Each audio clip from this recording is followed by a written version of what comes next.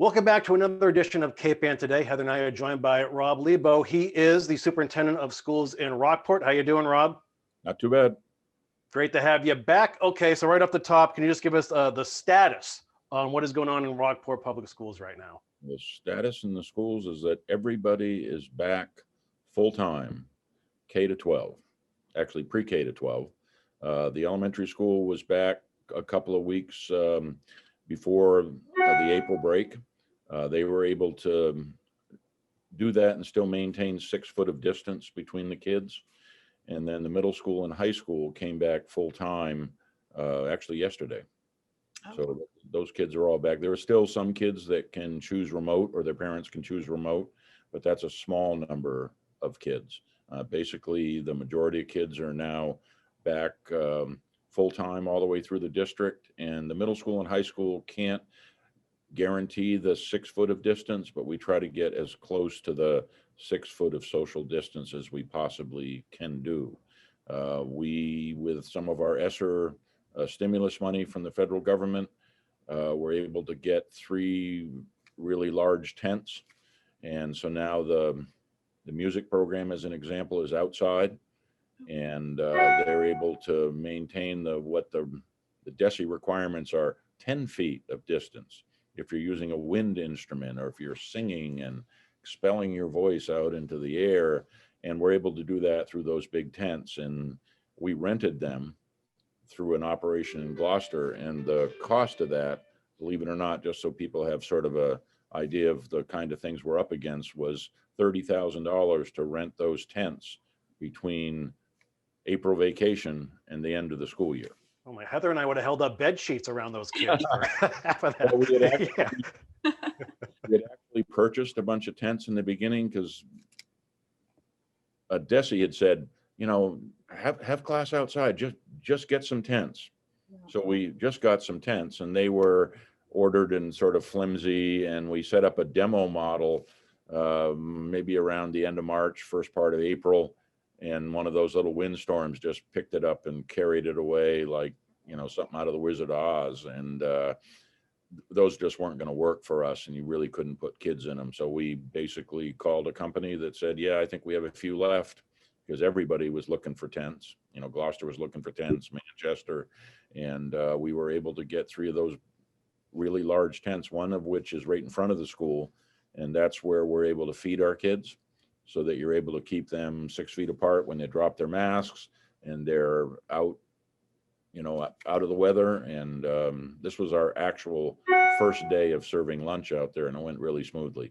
Wow. So music is outside, a class could be outside, lunch is outside, and that allows us to get as close to 6 foot in the building as possible in the middle school and high school. So go on, Corey. No, you, Heather, go ahead. Well, I was just going to ask, so what you're saying is that not only are you getting kids outside, but you're creating more space to separate the kids out. So you've got outside the building and inside, and all together. We didn't really drink the Kool-Aid that the Department of Education went down, you know, when they said 3 foot of social distance was safe. The CDC finally came to that distance, but they still talked about maintaining as much social distance as you possibly could, especially with the variants out there and getting into spring and that sort of stuff, coming out of vacations where a lot of people have traveled. So we are using those to try to maximize the distance between kids for the greatest safety that we possibly can provide for both the adults and the kids. And has it been a smooth transition so far for staff and students to go from hybrid to full-time?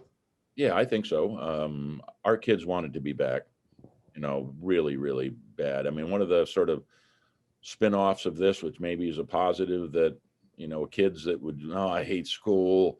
I mean, they just got this big smile on their face. Thank you, you know, for getting us back here. I think they can value the experience of school so much more than just sort of the standard issue that they had to do in the past. I think they understand how important it is and how valuable it is to be together, you know, with their peers, with their teachers, that there's something about human contact that I think we've always known is extremely important. But I think this past year has brought that out in all of us, the importance of that social interaction and human contact that was ripped from us last March, really was, all of us. So I was going to save this question for toward the end of our conversation, but do you want to dwell on that a little bit? What you've learned from this pandemic and what you might, any lessons we might keep besides the one that we all value each other's as a community, and what you definitely don't want to do again? I think the things I've learned are that this may not quite sound right, but to always err on the side of caution and safety. I'm proud of what we did and how we did it, and how we didn't just sort of leap back in, that we took our time, we were patient with it, and that we worked with it and got our kids back. And that the positives of what's going to come out of this, I hope, is a kinder and gentler society of how we treat each other, how we respect each other. The things that were sort of eroding away from our lives, the self-centeredness. I think people have realized that that's not really where it's at, that they're reaching back out for that, value of their fellow human being, which I think is pretty important. That verdict the other day, in the cop case was pretty clear, that sort of message that came out about, hey, there's certain things that are acceptable and certain things that aren't acceptable. And I'm hoping that that's a portend for the future that will help us. I know our kids are embracing it, and they really are. We've had no disciplinary issues. The kids aren't teasing each other, which was the standard kind of thing that kids would do. I think they value the real importance of what's going on right now. So I think that's a positive. Things I would choose, when I look back in my rearview mirror, and there really aren't that many decisions at the time, given the facts we had, that I would say that was the wrong decision based on what we knew at the time. Mm-hmm. So I think that's all you can go with, is you tried to look at what the data was and what was out there. And even though a lot of people could second guess you, we were always trying to err on what we thought was best for kids. And what about the issue of lost learning? Some people are saying that the year was just too spotty in terms of education for the kids. What do you think of that? Well, I think if you talk about sort of the traditional learning of facts and figures, that might be true, but there's certainly an awful lot of learning about life and relationships and aspects that are pretty powerful things that will carry them a long way in the future. They talk about what's necessary to be a good employee in the future isn't necessarily the sort of raw skills. It's about, relationships and being able to problem solve and deal with adversity and overcome and meet challenges head on. Those are pretty important skills that we all got dealt those cards. Our kids had to do that. And I think it will make them stronger people, stronger employees, and they'll catch up with the facts. They're not going to miss that. Our stimulus money is going to be used for summer academies and recovery and acceleration throughout next year. The federal government has given all school systems a really, really good charge of money. For our district, there were 3 streams of money that came in. They were called ESSER money: ESSER 1, ESSER 2, and ESSER 3. ESSER 1 came last spring, was about $84,000. And it was like, oh, well, that's nice. That's going to go pretty quick. ESSER 2 came halfway through the year, was $411,000. Well, that's real money. And then ESSER 3, which came out of the Biden package, isn't on the table yet, but it's all approved and about to get here, is over $900,000 for a school system of our size. Wow. I think in Gloucester, you multiply that sort of size by, I bet you it's close to $3 million. Wow. That you can use over the next 2 or 3 years to catch kids back up, to help them socially, emotionally, provide them with some services that we might not have ever been able to do, and then to bring them back up to speed. I think a lot of our kids handled hybrid all right, and they would learn live one day and then remote the next. I don't think it was perfect, but I guess the real test will be once we do the assessments, we'll be able to tell our kids on track and on grade level. Mhm. Some kids it hurt more than others. Some kids were seamless with that. My bet is we're not as behind as some people would automatically think we were because of the varied situations. So, How will the rest of Rockport's school calendar round out now? And of course, I'm leaning towards graduation Yeah. ideas. Graduation will be live and better than it was last year. It'll still have to be outside. It'll be on the soccer field. It will involve social distancing, but it's not going to be limited to you can only bring 2 guests and that kind of thing that was the setup last year. I'm sure the kids are still going to be wearing masks. The people in the crowd are still going to be wearing masks, even though today's news talks about a relaxation of the mask mandate outside for the fully vaccinated that just came down from the CDC. So that's moving in that direction. But I think our graduation is going to be better than the first one we did last year, which was a drive-by. We set up a thing out in front of the school, cars lined up between 1 o'clock and 3:30, and a car would drive up. The family would get out with their camera. The kid would get out, walk up the stage, and then the next graduates in the next car, 50 yards back, and then car by car by car, they did graduation. Now in August, we had a sort of a rerun that was nice, but it wasn't the graduation day. Not all kids could go. It will look like the summer one on steroids. It's going to be better than that. There'll be a speaker, there'll be, music played, all those things that were gone out of that. They're going to have a prom. They're going to go to Rockport.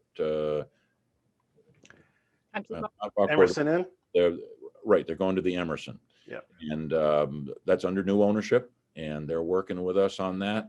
And the kids will have to sort of maintain certain protocols and distance, but they're going to be outside and outside by the pool. It's going to be catered. It's going to be just seniors, but they're going to be able to have a prom, which was stripped from last year's class, was just gone. And our kids will be really good about that. They'll follow the rules, and it's nice that the Emerson Inn has been willing to do that, with the new ownership, and that's going to be a wonderful thing for our kids. And our Board of Health was very supportive about that, being able to pull that off. The advice from DESE was avoid proms. Maybe you shouldn't do them, or maybe you shouldn't do them until after the kids graduate. Well, it's like, then what sort of control do you have over the venue at that point? At least you have, when it's pre-graduation, you've got some ability to say, hey, that's not cool. But if you have a prom, the middle of July, yeah, I could go. That's Right.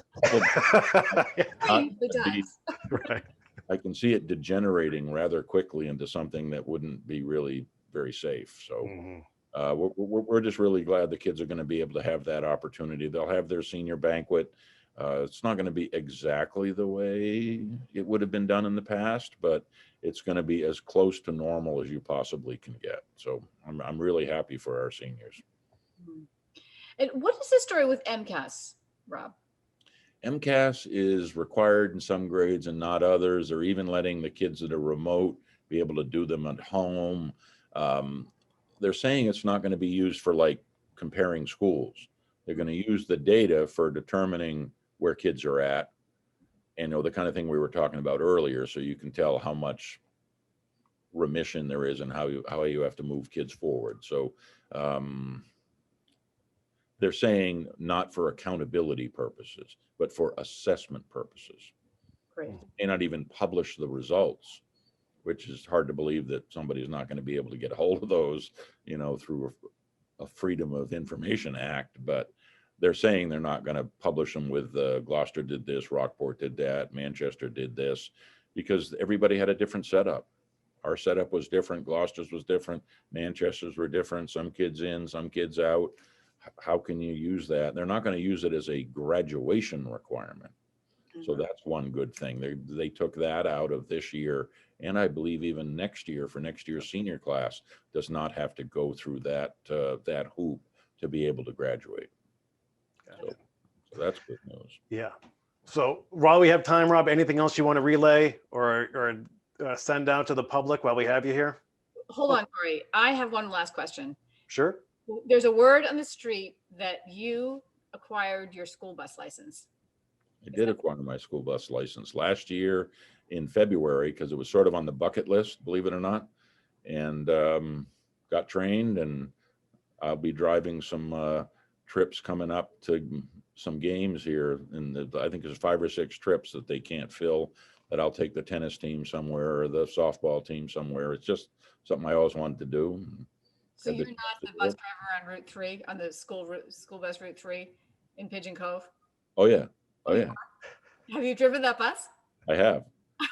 I did it back at the beginning of the year because we had one driver who lived with an individual who had tested positive for COVID. So they had to be quarantined for X amount of time. It was like 2 or 3 weeks. So I drove that run up through Curtis Street and down through Pigeon Cove in the mornings and the afternoons for a while. Just sort of grab the keys and go do it because you couldn't get drivers. And we just had to do it. So it was sort of a collateral spin-off, I guess, of getting the license. But and you know where I learned that actually is from State Senator Bruce Tarr.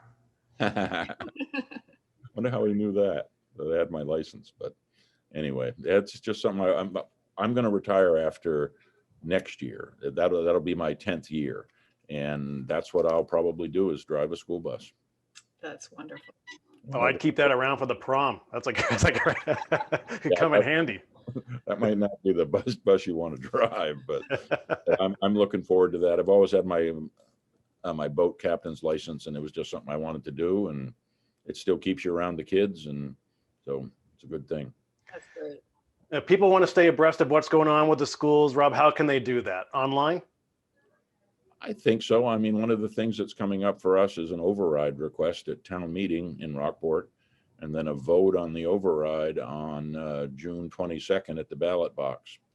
So we have been 12 years without an override, and the time has come, in my opinion, as a superintendent, that the reserves of the school need to be refueled to keep the quality of the education for the kids in Rockport solid. And we're looking forward to as many people who possibly can show at town meeting, regardless of what their opinion is on that override. I think that's part of the democratic process. That's May 15th, starts at 8 o'clock in the morning on the soccer field. And I'm a firm believer that our kids are our future. They're as important as a seawall. You know, they're more important than a seawall. They're certainly as important as a seawall, and more important to that as a human wall. They're our future, and education is, to me, is just part of what you pass down, and it's our job, whether you have kids in school or not, to provide the best possible education we can to the kids that are going to take care of us someday. They're going to be out there, going to support us, they're going to fight for us, going to take care of us in a nursing home, do all those kind of things that down the line, what mattered for them in school is what's going to make a difference for us down the line. So it's the best investment I think you can make. And it's what my father told me. And he wasn't an educator. He was a doctor, but he believed in education. And I think that's one of the things you just pass down. You pass on. There's an obligation. It's part of the social compact, I believe. And we need to be the voice for people that often can't have a voice. Our kids can't necessarily articulate all that. They will someday. And I just think they're worth supporting. So I'm a resident of Rockport, and I guess you can guess what my vote's going to be on that. But one vote won't do it. There'll be a lot of votes, and there's a lot of opinions about it. But I think our kids are worth it. They're a great investment. They're wonderful kids, and they represent us really, really well. And I think that's common in many, many school systems. I know it's the same in Gloucester. I know it's the same in Manchester, but selfishly, there's something special about Rockport in my opinion, in my mind. And our kids are definitely worth the investment in their futures. So, And as I recall, this override was scheduled to be on, put up to town meeting, and it was canceled because of the pandemic, right? it was canceled because we had no idea of the financial future of the town or the schools. So there was almost $300,000 worth of cuts that were made from the proposed budget last spring, most of which were things that people had earned through contracts. Our teachers have the ability, as many teachers do, to do what's called step and lane movement. So if they get more coursework, they can go from like a bachelor's degree to a master's degree, or a master's degree to something called an M+15 or an M30. Our teachers gave all that up. They gave up, our coaches coached at 75% of the stipend for the sport this year.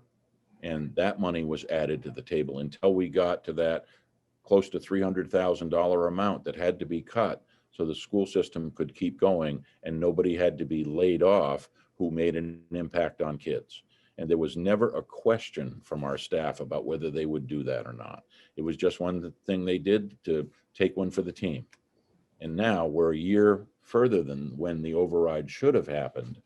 And we're proposing again what I believe is a reasonable budget that restored those cuts, but now needs the added financial fuel from the town after 12 years to be able to provide a high quality education in a small school system. You know, and that's an expensive prospect. And, you know, we're hoping people will understand that and trust in us that, you know, we're trying to do best by our most precious resource. So, well, we always enjoy chatting with you, Rob. So we'd love to talk with you again before graduation, hopefully. And continued success. Congratulations on the smooth transition going to full time. And we will speak with you soon. all right, sounds good. You guys are always great. Thanks. We take it easy. See ya.